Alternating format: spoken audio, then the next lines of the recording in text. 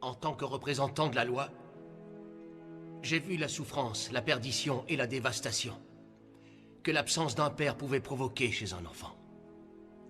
Nos prisons sont remplies d'hommes et de femmes qui ont suivi une mauvaise route parce qu'ils avaient été abandonnés par leur père, meurtris par l'homme qui aurait dû leur donner de l'amour.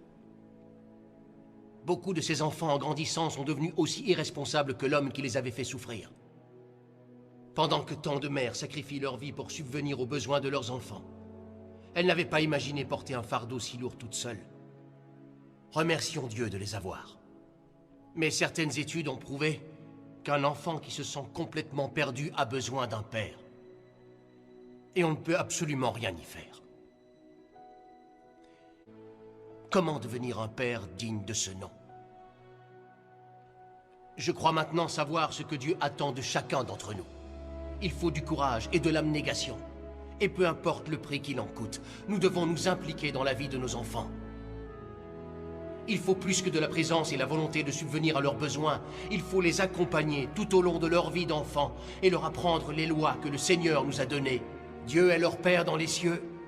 Mais sur terre, un père qui aime ses enfants et qui cherche à gagner leur cœur doit les protéger, les discipliner et leur enseigner l'amour de Dieu. Il doit être un modèle d'intégrité et traiter les autres avec respect. Il doit faire en sorte que ses enfants deviennent des adultes responsables, vivant leur vie en transmettant ces valeurs pour l'éternité. Certains hommes vont se moquer de ce discours.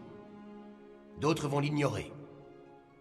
Mais laissez-moi vous dire qu'en tant que père, vous êtes responsable devant Dieu de par la position et l'influence que vous avez sur vos enfants.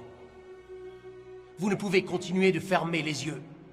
Un jour ou l'autre, vous les ouvrirez et vous réaliserez que votre travail ou vos passions n'ont aucune valeur éternelle, contrairement à l'âme de vos enfants. Je sais qu'il y a des hommes qui approuvent ce que je dis, mais ils ne savent pas comment allier famille et travail.